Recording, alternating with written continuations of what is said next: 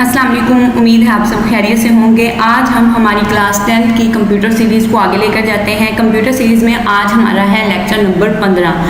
Previous lecture में हम पढ़ चुके थे कि GW बेसिक का स्ट्रक्चर क्या है, और साथ में हम ये भी पढ़ चुके थे कि मतलब उसके स्टेटमेंट्स का स्ट्रक्चर क्या है, और साथ में हमने पढ़ा था रिजर्व वर्ड कौन से होते हैं।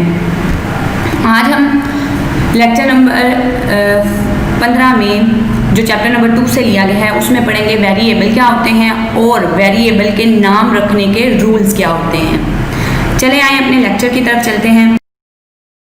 पढ़ते हैं अब वेरिएबल के बारे में। वेरिएबल जो है हमारे पास आपकी बुक में इसकी दो तारीफ़ें आती हैं। पहली तारीफ़ है कि जो वैल्यू होती है वेरिएबल की, वो प्रोग्राम को एग्जीक्यूट करते वक्त, रन करवाते वक्त उसकी वैल्यू जो होती हैं वो चेंज हो जाती हैं। The value of the variable is change during the program execution, यानी कि प्रोग्राम को रन करवाते वक्त, उसको चलाते वक्त क्या होता है, आपके वेरिएबल की वैल्यूज़ चेंज हो जाती हैं। जैसे कि एग्जांपल आपको एक शो करवा रहे हैं जिसमें लाइन नंबर 10 में लिखा हुआ है a इज इक्वल टू 5। 20 में फर्दर कोई और स्टेटमेंट है। जब लाइन 30 को रन करवाया जाएगा तो उसमें क्या होगा, a इज इक्वल टू 10। तो पहले a की वैल्यू क्या थी, 5 थी, फिर बाद में a की वैल्यू क्या होगी, 10 होगी। यानी कि एग्जीक्यूशन के बाद वैल्यूज चेंज हुई है तो वो दूसरी वाली वैल्यूज़ को अपने पास रख लेगा। और इसी तरह से फर्दर अगर कोई और काम आ गया और इस पर कोई ऑपरेशन परफॉर्म हो गया है तो फिर वैल्यू अपनी वो चेंज कर देगा। दूसरी डेफिनेशन के अकॉर्डिंग जो आपकी बुक में दी गई है उसमें है कि जो वेरिएबल है ये एक मेमोरी लोकेशन है, एक मेमोरी लोकेशन है या मेमोरी सेल है। जो मेमोरी सेल किस लिए इस्तेमाल होता है, किसी भी यूज होता है कि आप प्रोग्राम के अंदर किसी भी वेरिएबल को उसको उसमें स्टोर कर लो, ठीक है। या आप यूँ कह सकते हो कि कोई भी आपने जो वेरिएबल है वो जाकर आप उस मेमोरी सेल में स्टोर करते हो। तो लफ्ज़ों में से यहाँ पर वो क्या कह रहे हैं, वो कह रहे हैं कि which are use to store programs, ये प्रोग्राम्स को स्टोर करने के लिए इस्तेमाल होता है। प्रोग्राम्स में किसको स्टोर करते हैं हम, जो इनपुट डाटा हम दे रहे होते हैं प्रोग्राम्स में, और उसके बाद उस डाटा पर जो प्रोसेसिंग हो रही होती है उनको ये अपने पास मेमोरी सेल में सेव कर लेता है। इसको भी हम देख लेते हैं कि मेमोरी लोकेशन जो हम पढ़ रहे हैं वो, तो मेमोरी लोकेशन को अगर एग्जांपल दी जाए तो आपके पास कुछ इस तरह से स्लॉट बने हुए होते हैं। मेमोरी के छोटे छोटे बॉक्सेस होते हैं जिनको आप सेल का नाम देते हो, और उसमें हर एक ये जो बॉक्स बना हुआ आपको नज़र आ रहा है वो हर एक मेमोरी सेल कहलाता है।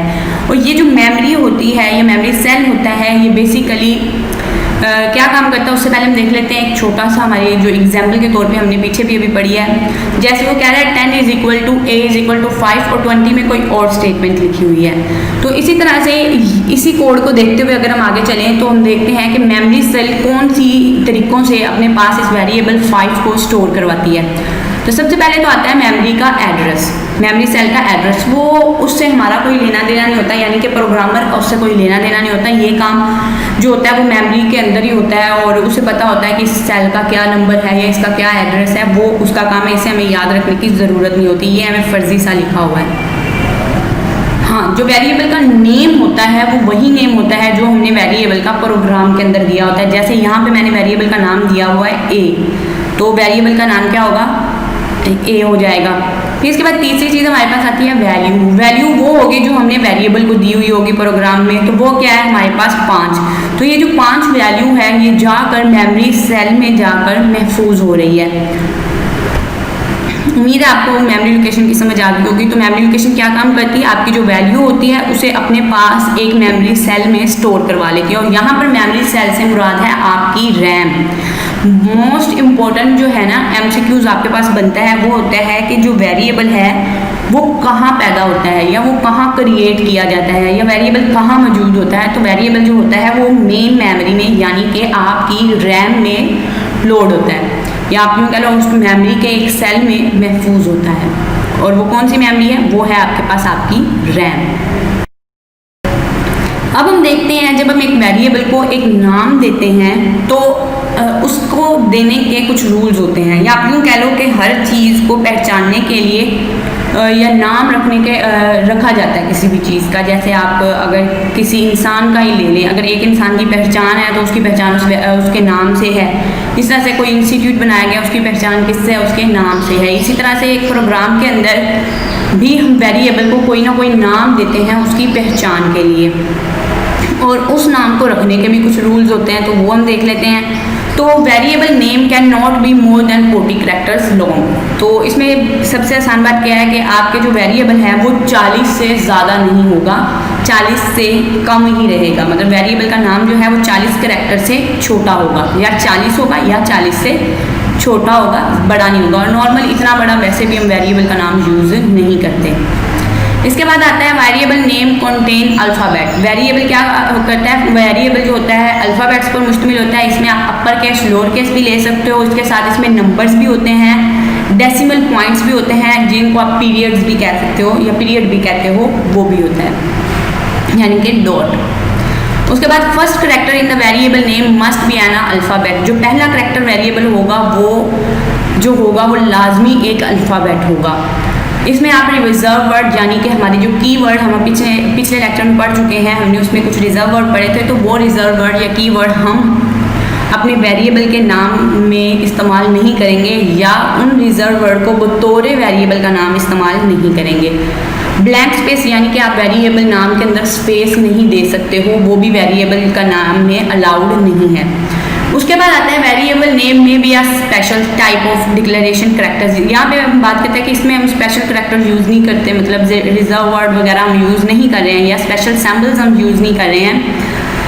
तो यहाँ पर हम नीचे कह रहे हैं कि इसमें हमको स्पेसिफिक स्पेशल सैम्बल है वो भी हम यूज़ कर रहे हैं, इसको नाम के तौर पर इस्तेमाल कर सकते हैं। वो जो स्पेशल सैम्बल आपको शो हो रहे हैं, डॉलर का साइन है, परसेंटेज का है, एक्सक्लेमेशन का है, हैश का है, तो ये जो वर्ड्स हैं इनको हम इस्तेमाल कर सकते हैं, क्योंकि ये डिक्लेरेशन करेक्टर्स हैं। ऐसे करेक्टर्स जो आपकी वेरिएबल को बताएंगे ये किस टाइप का है। मोस्टली जो आपके पास दूसरी लैंग्वेजेस हैं उसमें वेरिएबल्स जो होते हैं उनको हम डिक्लेयर करवाते हैं। डिक्लेरेशन को हम पिछले लेक्चर में डिस्कस कर चुके हैं, फिर से डिस्कस कर लेते हैं कि डिक्लेयर का मतलब होता है आपने अपने वेरिएबल को एक डाटा टाइप देनी है जो आपको बताएगी कि ये वेरिएबल किस टाइप का है, इसमें किस किस्म की वैल्यू स्टोर करवानी है, इशारिया वाली, इशारिया के बगैर वाली, कोई करेक्टर आप रख रहे हो, जो भी आप जिस तरह से भी अपने वेरिएबल्स को रखना चाह रहे हो वो डिक्लेरेशन में डाटा टाइप बताता है। GW बेसिक, क्योंकि हमने स्ट्रक्चर्स ऑफ स्टेटमेंट में पढ़ा है कि डिक्लेरेशन को हम इस्तेमाल नहीं करते हैं वेरिएबल के लिए, या वेरिएबल को हम डिक्लेरेशन इस्तेमाल नहीं करते हैं, ये वेरिएबल यूज़ नहीं होता डिक्लेरेशन में। तो यहाँ पर हम कह रहे हैं कि स्पेशल सैम्पल होते हैं जो इसको डिक्लेयर करते हैं। अभी ये डॉलर क्या काम करता है, परसेंटेज क्या काम करता है, हैश क्या काम करता है, ये तमाम हम इंशाल्लाह हमारे अगले लेक्चर में डिस्कस करेंगे डिटेल में।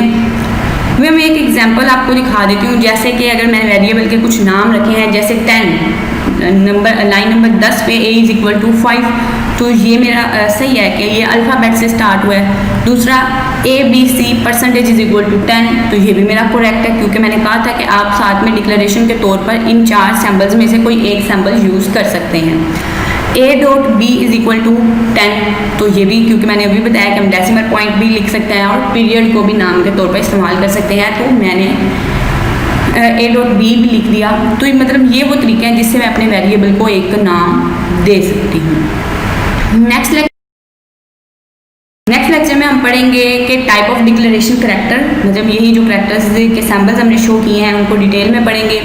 साथ में हम देखेंगे टाइप ऑफ वेरिएबल के हमारे पास कितनी किस्म के या कितनी टाइप्स के जो वेरिएबल्स हैं वो मौजूद होते हैं। इसी के साथ हमारा लेक्चर यहीं पे कंप्लीट होता है। अगर आपको हमारा लेक्चर पसंद आया है तो उसे लाइक करें, शेयर करें और सब्सक्राइब करना ना भूलें। Thanks for watching. अल्लाह हाफिज़।